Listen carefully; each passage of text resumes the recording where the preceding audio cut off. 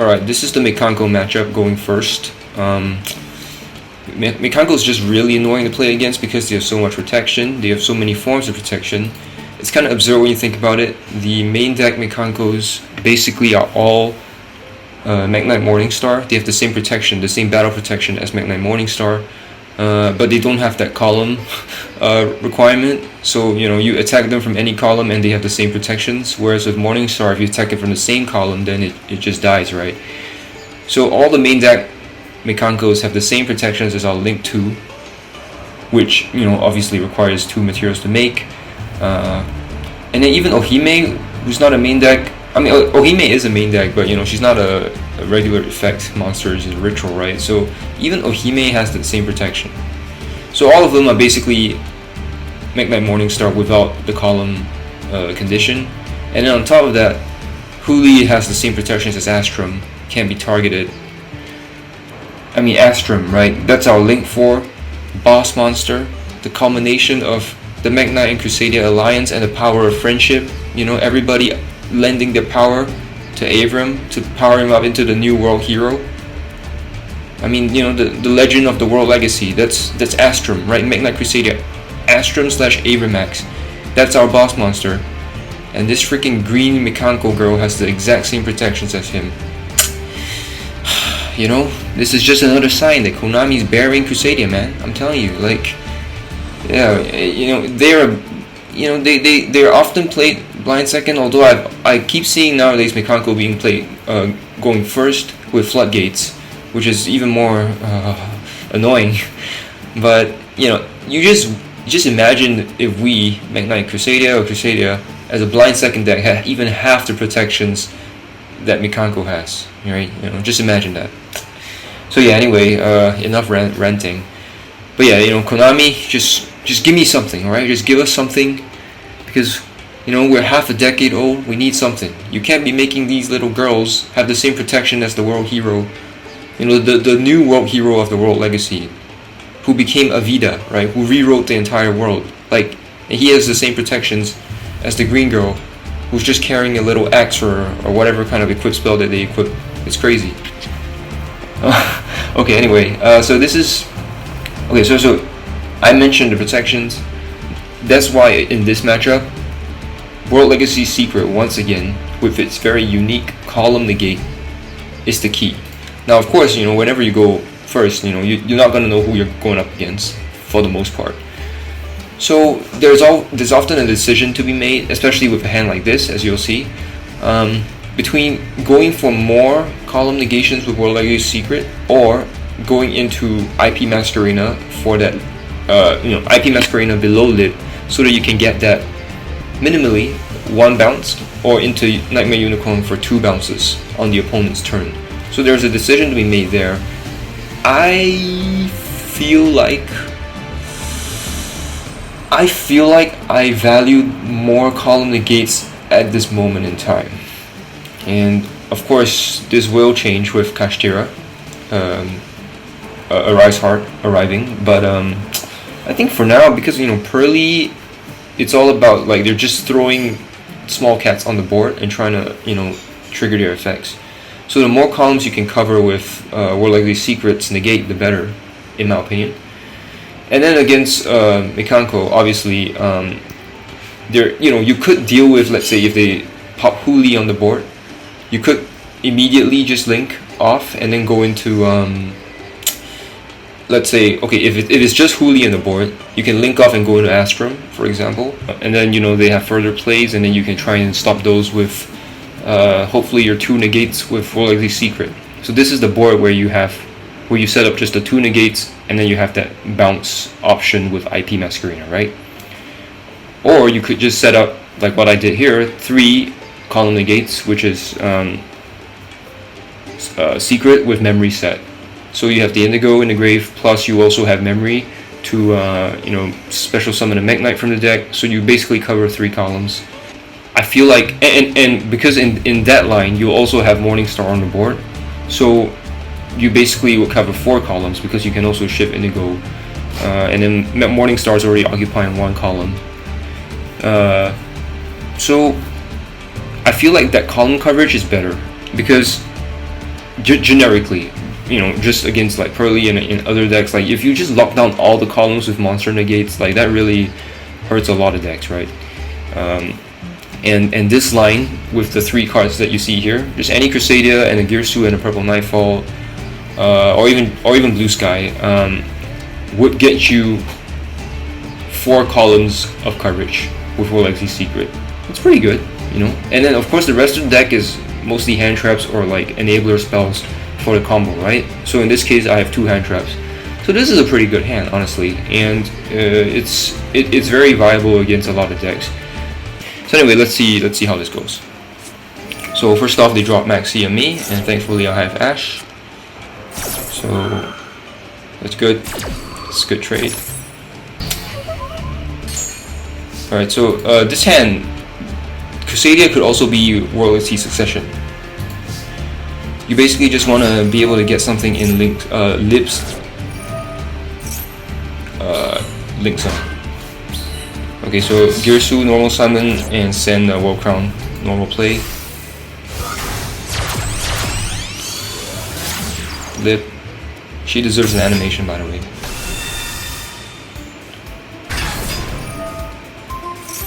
Alright, so I like to...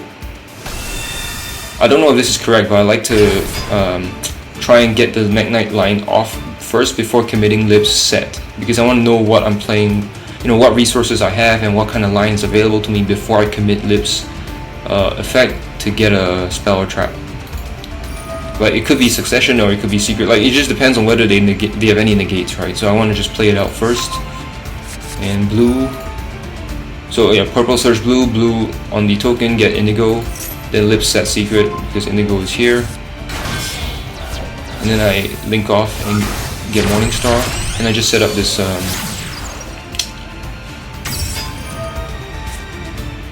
yep, get memory. So Morningstar, discard Indigo, get memory. So I set up this 3 column negate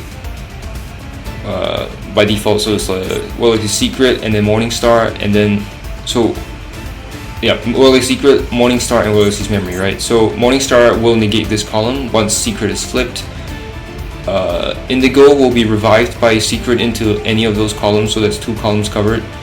Memory, you can special summon a Mekk-Knight on demand to cover a 3rd column, and then Indigo can shift to another column to cover the 4th column. So that's 4 columns covered just with this. It's a 3-card combo. Okay, 3-card combos are not reliable, obviously. It's hard to get that hand, but just so you know, this is my board.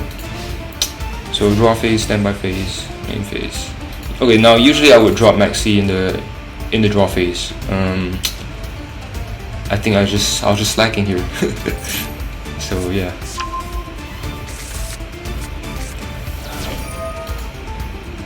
Okay, so they go and fetch Ohime.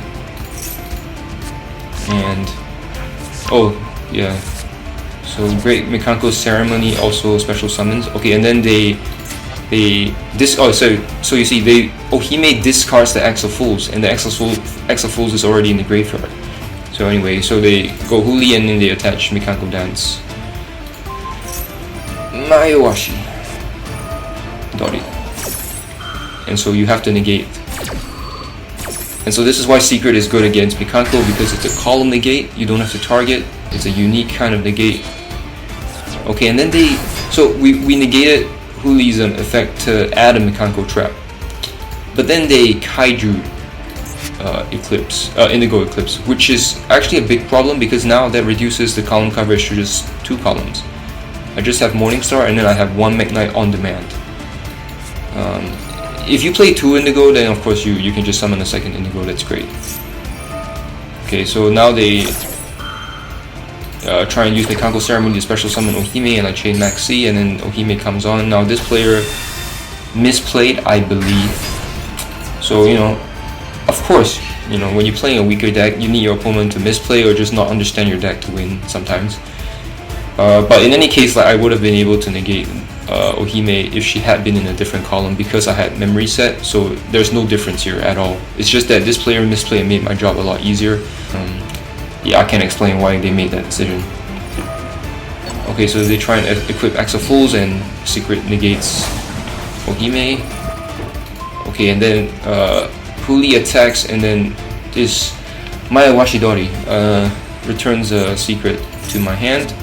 So again, I guess this player did misplay because they could have just waited to return secret to the hand before triggering Ohime's effect to attach X of Fools to, I suppose, probably Lib.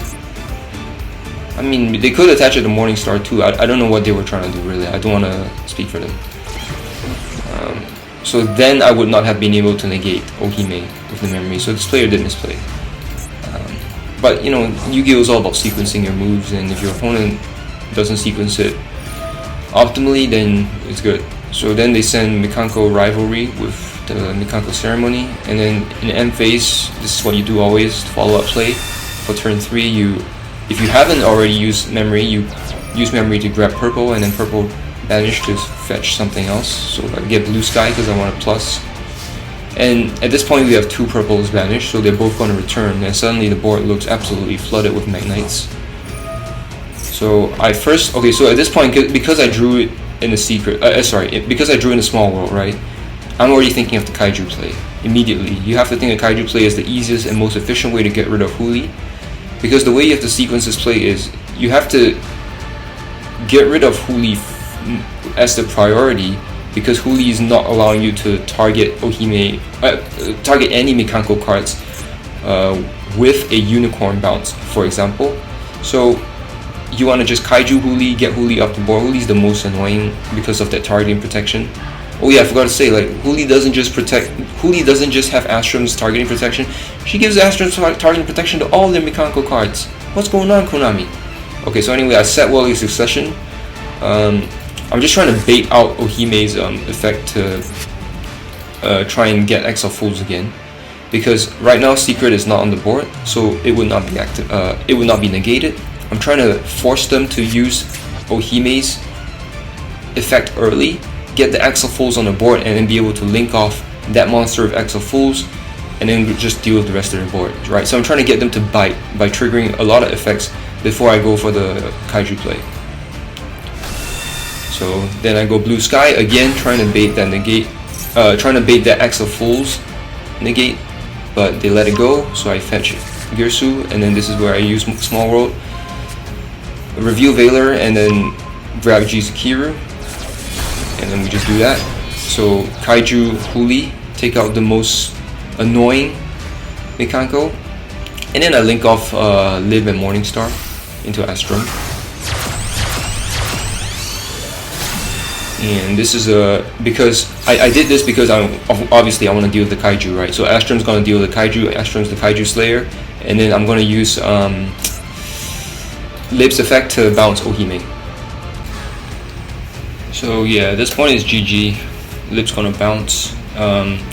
Even if they chained Ohime to attach X of Fools to like anything here, it wouldn't have mattered.